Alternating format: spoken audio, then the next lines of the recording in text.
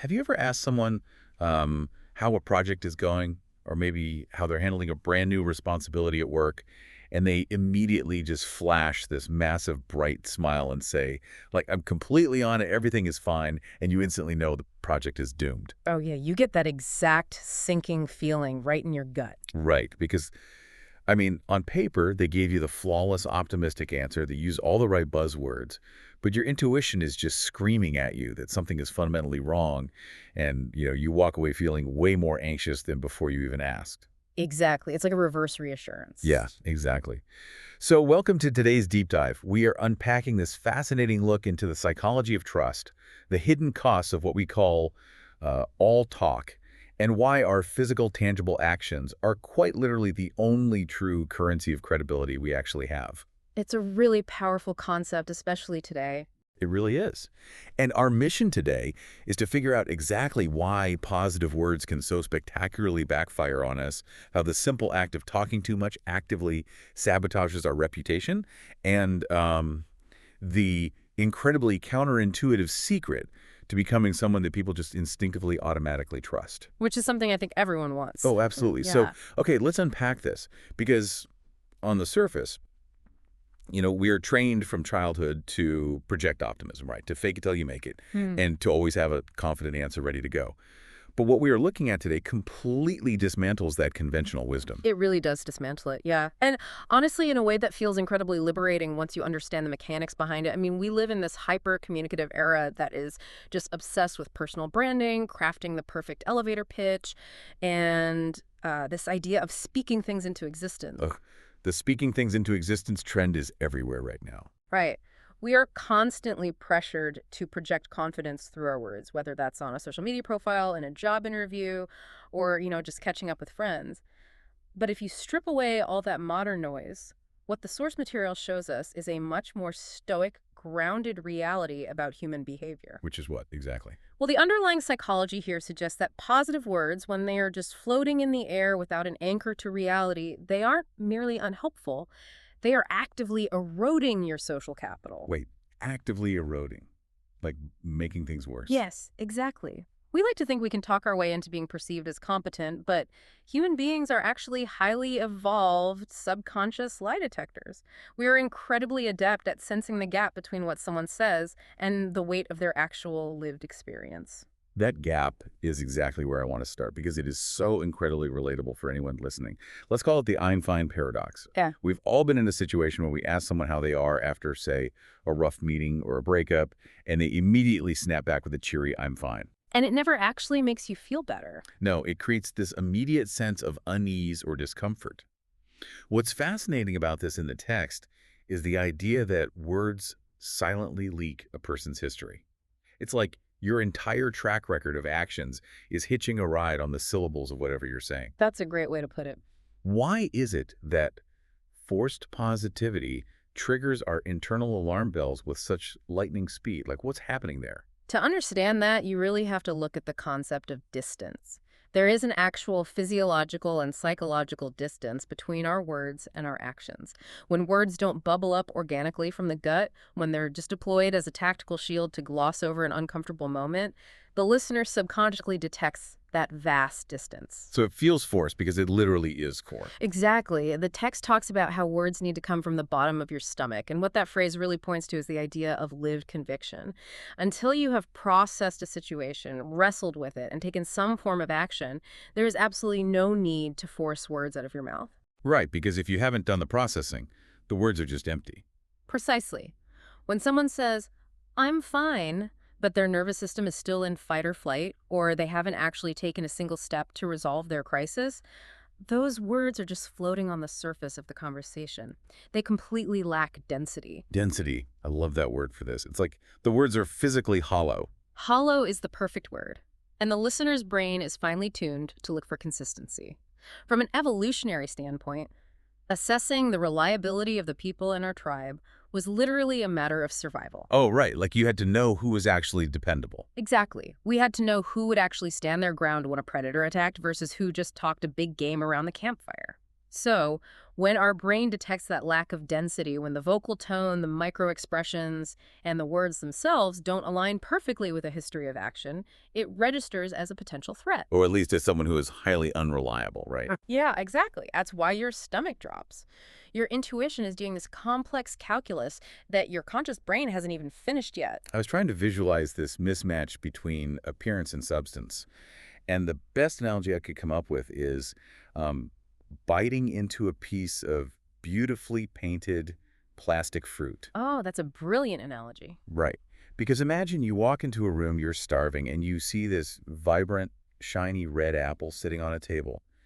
Visually, which represents the positive words someone is speaking, it looks absolutely perfect. It checks all the boxes of what an apple should be. It looks totally convincing from a distance. Exactly. But the moment you pick it up and take a bite, the immediate sensory feedback, which is your intuition in this case, tells you there is zero substance there. It's artificial, it might look great on the table, but it leaves you completely unsatisfied and feeling a little bit tricked. And you immediately lose trust in the person who put the apple there. Right. And what's wild is that we know this. We inherently know how it feels to be on the receiving end of the plastic apple. And yet, we constantly rush to fill any silence with this fake positivity. Why are we so terrified of just letting a pause sit there? The anxiety around silence is a massive piece of this puzzle. For so many of us, silence feels like a void that just has to be filled immediately. Otherwise, we risk looking weak, uncertain, or incompetent. Like if we don't speak, people will think we don't know what we're doing. Right. But rushing to speak, rushing to fill that silence with perfectly curated platitudes actually highlights a person's superficiality. It signals to the room that this person is far more concerned with managing the immediate optics of the situation, like putting a band-aid on the tension, than with finding a genuine, grounded resolution. So the rush to speak is actually a tell. It's a huge tell. Being unafraid of silence, on the other hand, is a profound display of confidence. It allows time for internal realization. It gives you a second to actually figure out what the bottom of your stomach truth even is. Precisely. If you immediately blurt out a response, you haven't given your brain the milliseconds it needs to consult your actual experience. That pause, that willingness to just sit in the unresolved, slightly awkward tension for a moment, allows you to assess the reality of the situation. And I imagine that makes whatever you do say much more impactful. It does. It ultimately elevates the quality, the accuracy, and the weight of what you eventually say. Think about your own workplace for a second, for everyone listening. Picture a scenario where a manager drops a massive, highly complex new project on the team's desk. We've all been in that meeting. Right. How many times has an immediate, overly enthusiastic, loud, yes, absolutely, I can knock that out by Friday, made you trust that person significantly less than the colleague who takes a thoughtful pause, looks at the brief, and says, let me look at the database requirements and I will get back to you by end of day with a realistic timeline. The difference in trust there is night and day. It really is. The immediate yes is the plastic fruit. It looks really good for about 2 seconds. The manager might even smile. But it leaves everyone else in the room hungry for actual, dependable reliability. And this isn't just a one-time issue either. It's cumulative. When a person consistently uses positive language that lacks conviction, when their stated position and their actual follow-through continually clash, tiny little question marks begin to accumulate in the minds of everyone around them. Oh, like a subconscious tally. Exactly. These small, seemingly insignificant doubts pile up. They compound like interest. Over 6 months or a year, those tiny gaps between words and actions morph into a massive, impenetrable wall of distrust. Even if they haven't made one huge mistake, the little things just add up. Yeah, the person might still be saying all the right things, but their words have completely lost their currency. So if the plastic positivity is so off-putting, and if it ultimately destroys our credibility, why on earth is it the default human setting for so many of us?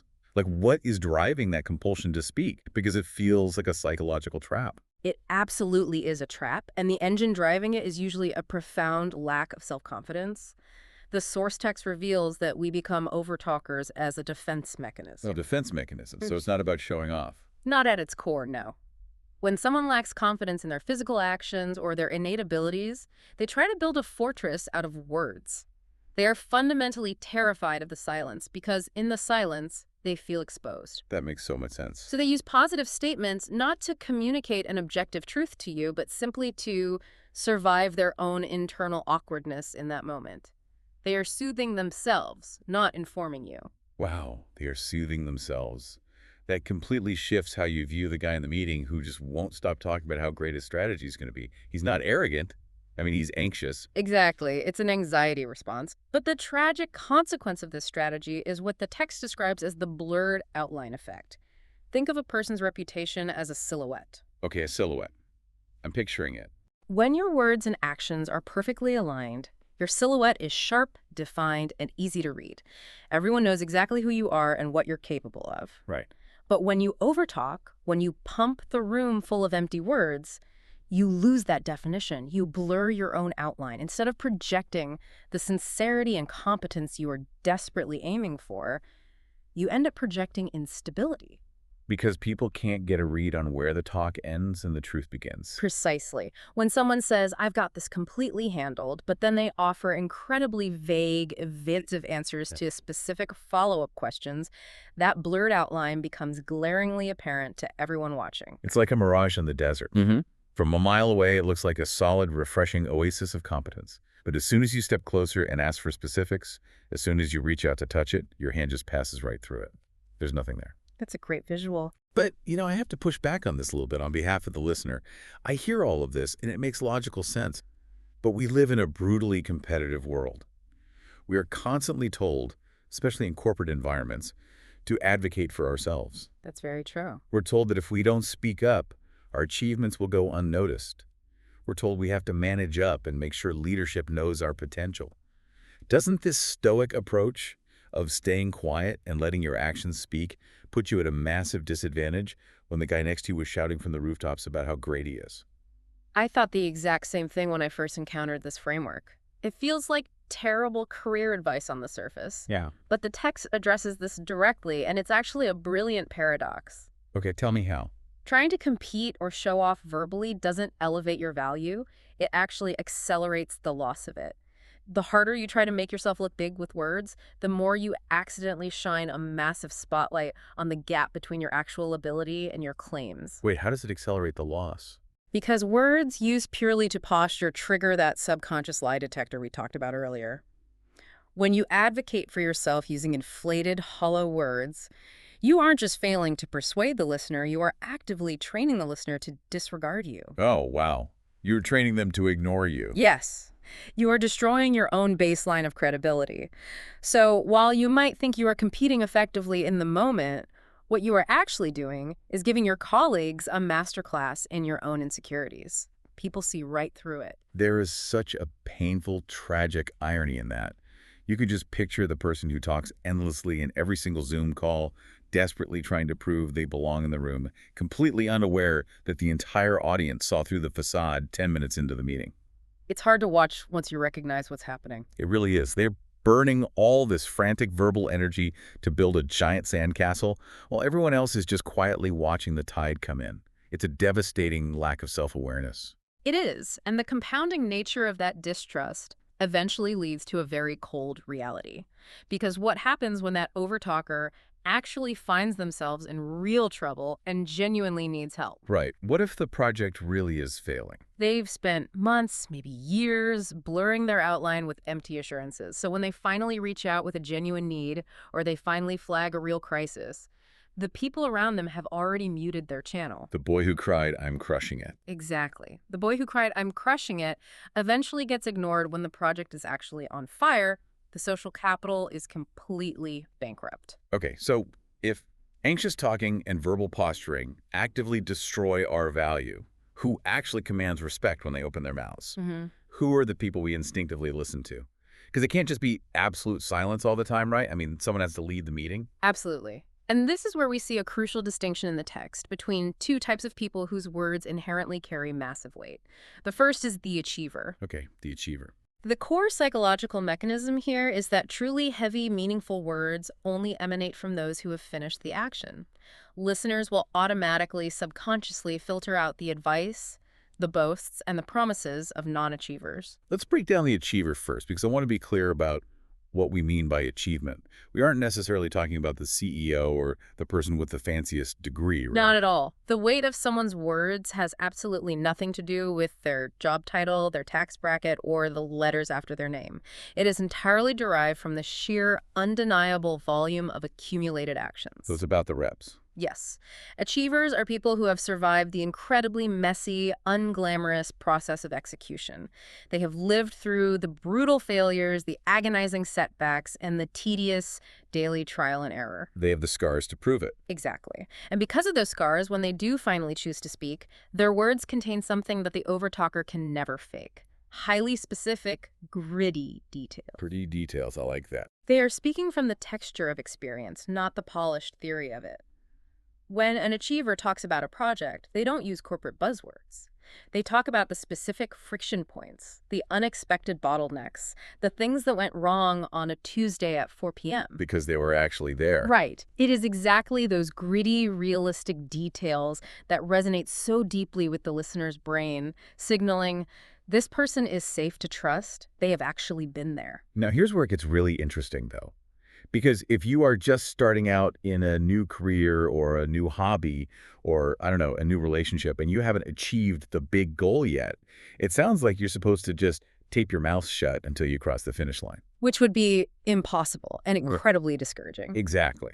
But that's not the case at all. The source makes this beautiful, incredibly freeing exception that we can call the learner loophole. Yes, the learner loophole is vital. It's not about perfection at all. It's about motion. If someone is actively moving their hands, if they are currently in the mud, doing the work, making mistakes, and actively learning their words, possess a completely different but equally powerful kind of persuasive weight. It is the power of absolute sincerity. I love this because it takes all the pressure off. Yeah. You don't have to be the master to be respected. Right. It's the sincerity of delivering an incomplete, brutally honest progress report. There is a unique charm and a profound trustworthiness in someone who is actively in motion but openly admits they don't have all the answers yet. They aren't pretending. Exactly. Their words aren't heavy because they are standing victorious on the summit of the mountain. Their words are heavy because they are currently sweating, slipping, and bleeding on the side of the mountain. They aren't trying to blur their outline with fake confidence. They are presenting a sharp, crystal clear outline of exactly where they are in the messy process. The perfect analogy for this is getting directions when you're lost in a strange city. Imagine your phone is dead, and you need to find the train station. You would never trust someone who has only ever looked at a theoretical map of the city, but never actually set foot on the pavement. Right, because they don't know the reality of the streets. Exactly. That's our overtalker. They know the names of the streets, they know the theory, but they don't know that Main Street is closed for construction, or that the crosswalk is completely flooded. You would, of course, completely trust a local delivery driver who drives that specific route every single day. And that's the achiever. Right. They know every single pothole and shortcut. But who is the learner in this scenario? Well, who would you say the learner is? The learner is a fellow tourist. It's someone just like you who happens to have just walked the first mile of that exact road, and they are honestly reporting back. They say, hey, I don't know the whole way to the station, but whatever you do, watch out for the massive ditch on the next block, and the sidewalk is super muddy up ahead. And you trust them implicitly. You trust them implicitly. Why?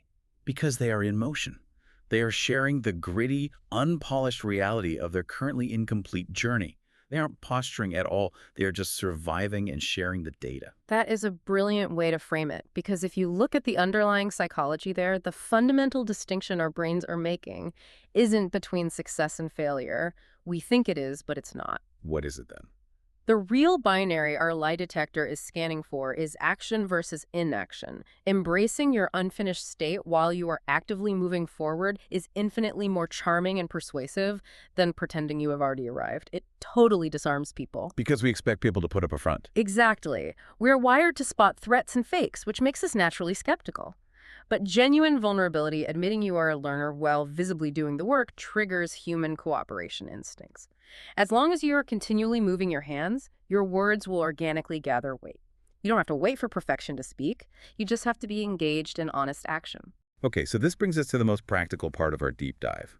Knowing that only action, whether it's completed action or honest, sweaty, ongoing action, validates our words, How do we actually rewire ourselves? If you're listening to this and realizing, oh man, I am definitely an overtalker when I get nervous, what is the strategy to fix it? How do we ensure we don't fall into the trap of diluting our own value? The most effective defensive strategy outlined in the text is incredibly simple to understand, but wildly difficult to execute. It requires intentionally, ruthlessly reducing your word count. Reducing your word count, just shutting up. Basically, yes. Yeah. For anyone who hasn't achieved this specific goal yet, speaking prematurely creates a massive, immediate drop in credibility. So silence becomes your armor. It protects you by eliminating all other avenues of comfort, leaving you with only one possible option: action. I call this the strategy of silence, or closing the verbal escape route. And the why behind this is deeply rooted in neuroscience, isn't it? We have to unpack the dopamine loop here because that's what makes this so hard to do. We absolutely do, because that's the invisible force working against us every day. Human beings are biologically wired to seek the path of least resistance. When you set a new goal, let's say you decide you want to write a novel or lead a massive new initiative at work, your brain anticipates the reward of achieving that goal. So it's looking for that payoff. Right. Now, when you go out and tell 5 of your friends or colleagues about this amazing plan, they give you social validation. They say, wow, that sounds incredible. You're going to do great. And your brain just eats that up. It does. Your brain releases a cheap, premature dose of dopamine. The dangerous part is that your subconscious brain struggles to distinguish between the social reward of talking about the goal and the actual physical completion of it. Wait, really? The brain can't tell the difference? Not on a neurochemical level, no. You just received the biochemical payoff without doing a single ounce of the hard work. So your motivation tank just completely drains out on the floor. Exactly. You feel satisfied, so you lose the drive to actually write the book or do the research. By holding your tongue and intentionally reducing your word count to 0 regarding your plans, you deny yourself that cheap dopamine hit. You are closing the escape route. You are forcing yourself to stay hungry for the real reward. Yes, you trap yourself, but in a highly productive evolutionary way, because you can no longer rely on the empty satisfaction of telling people your plans. The only way to relieve the internal tension and achieve that neurochemical satisfaction is to actually sit down and execute the plans. You are literally locking the door behind you, throwing the key out the window, and forcing yourself to walk forward. I love how actionable that is. Next time you want to brag about a diet you just started or a project you're thinking about launching, just swallow the words. Let the pressure build. It's uncomfortable, but it works. But, okay, if we are drastically reducing our word count, we suddenly have a lot of free time and energy in these meetings and social settings. Like, what are we supposed to do with all that silence? We can't just sit there staring at the wall. You take all of that frantic, outward-facing energy and you turn it into a tractor beam for data. Instead of speaking, you observe. You watch the posture, the daily habits, the micro-decisions, and the physical actions of the people around you who are actual achievers. You soak it in. Yes, you stop trying to be a fountain of empty promises, and you force yourself to become a sponge for reality. You become a sponge. Think about how much of your daily finite energy is currently being wasted on just announcing your intentions to the world. We exhaust ourselves trying to curate the perfect update. If you take all that energy and channel it into observation, something profound happens to your internal vocabulary, doesn't it? It completely matures. When you pace yourself, when you choose observation over broadcasting, you start to understand the hidden complexities and the quiet nuances of the work. You see the pitfalls that the overtalker is completely blind to. Because they were too busy talking to notice them. Exactly. And the beautiful result of this is that when you finally do choose to speak, when the moment actually requires your input, you will find yourself naturally selecting calmer, more grounded, and infinitely more persuasive words. You won't have to force it. The density will be there automatically. You trade the frantic, high-pitched energy of the anxious overtalker for the heavy, grounded gravity of the achiever. Which naturally leads us to the final and maybe the most philosophically challenging part of this whole concept. Let's play this out. Okay, let's do it. Let's say you take this advice to heart. You embrace the silence, you close the escape route, you deny yourself the cheap dopamine. You put your head down, you do the grueling daily work, and you finally achieve the massive goal. You finish the project, you wrote the book. You did the thing. You did the thing. When do you finally get to cash in? When does the action phase end and the glorious victory lap begin? When do you get to be the talker? The fascinating and honestly slightly sobering answer is that, well, you don't. Or rather, by the time you reach that point, you won't want to. This requires a profound paradigm shift in how we view success. Why wouldn't you want to? Because the concept of achievement as a final, static destination is an illusion. A true achiever eventually realizes that the road of action is endless. Clearing one massive hurdle doesn't mean you get to sit down. It simply reveals a brand new, usually quieter and more complex challenge waiting just ahead. So the victory lap is a myth. The victory lap is a total distraction. The reason true achievers don't suddenly start bragging endlessly once they hit a milestone is because their entire perception of the journey has fundamentally changed. They have rewired their dopamine loop. They've learned to love the process. Yes. They now understand that stopping to brag or becoming deeply satisfied with cheap words of praise from other people is ultimately just a massive waste of their time and focus. They have trained themselves to find deep, sustainable satisfaction in the act of execution itself, not in the public announcement of it. I was thinking about this endless road, and it made me think of the process of building a massive brick wall. If you contrast the act of talking about your past achievements versus just putting in the daily reps, it's exactly like laying bricks. That's a solid visual. Right, because you can stand in front of a half-built wall and talk endlessly to anyone who will listen about how beautiful the bricks are, or how incredibly difficult it was to lay the first 10 rows, or how great the wall's going to look when it's done. You can talk all day long. But all of that talking doesn't make the wall a single millimeter taller. It doesn't move the needle at all. Not an inch. Meanwhile, stacking the bricks silently, day by day, lacks all the flashiness of a big announcement. It's tedious, it's quiet, it's unglamorous, but it creates an undeniable, massive physical difference over time. You can't argue with a brick wall. It's just there. It speaks for itself. That is the perfect encapsulation of this entire philosophy. There is a direct, inescapable, proportional relationship at play here. The text beautifully sums this up by showing that the amount you physically move your hands today quietly dictates the weight and the power of your words tomorrow. Action today equals persuasion tomorrow. Exactly. The quiet, unglamorous daily action is the exact forge where the heavy, persuasive words of the future are created. You can't separate the two. True achievers stay quiet because their focus has already shifted to the very next brick. The horizon just keeps moving, and they find immense peace in that. And that is such a vital, grounding reminder for you listening right now. No matter where you are in your career, your relationships, or your personal goals, whether you are totally lost or you just hit a huge milestone, you don't need to frantically justify your current position to anyone. You don't need to blur your outline with positive spin or defend your worth with a barrage of words.